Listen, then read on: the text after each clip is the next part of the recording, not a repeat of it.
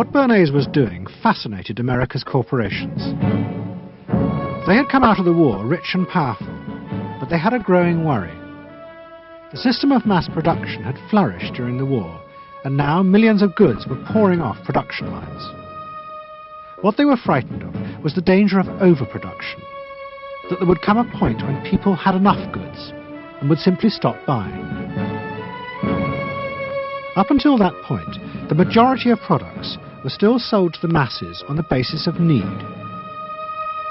While the rich had long been used to luxury goods, for the millions of working-class Americans, most products were still advertised as necessities. Goods like shoes, stockings, even cars were promoted in functional terms for their durability. The aim of the advertisements was simply to show people the product's practical virtues, nothing more.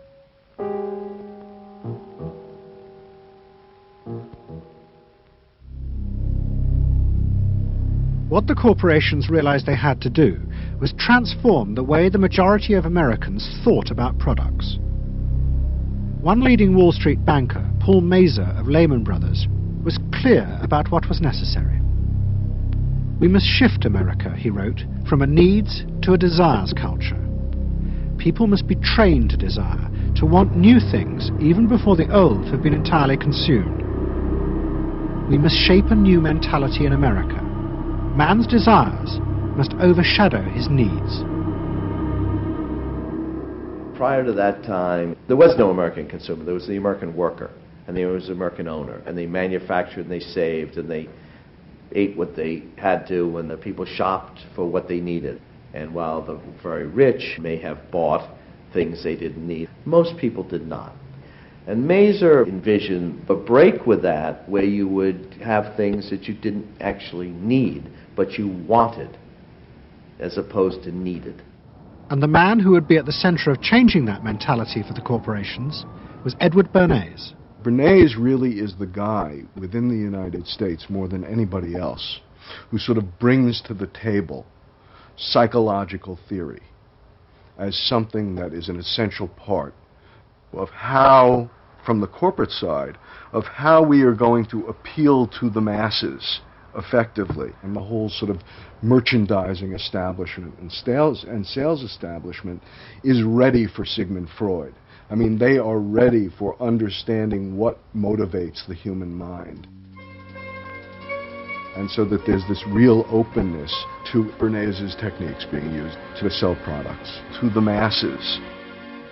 Beginning in the early 20s, the New York banks funded the creation of chains of department stores across America. They were to be the outlets for the mass-produced goods, and Bernays' job was to produce the new type of customer. Bernays began to create many of the techniques of mass consumer persuasion that we now live with. He was employed by William Randolph Hearst to promote his new women's magazines, and Bernays glamorized them by placing articles and advertisements that linked products made by others of his clients to famous film stars like Clara Bow, who was also his client. Bernays also began the practice of product placement in the movies, and he dressed the stars at the film's premieres with clothes and jewelry from other firms he represented.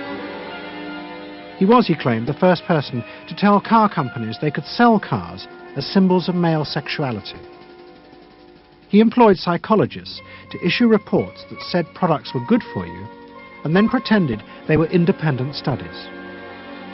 He organized fashion shows in the department stores and paid celebrities to repeat the new and essential message: you bought things not just for need, but to express your inner sense of yourself to others.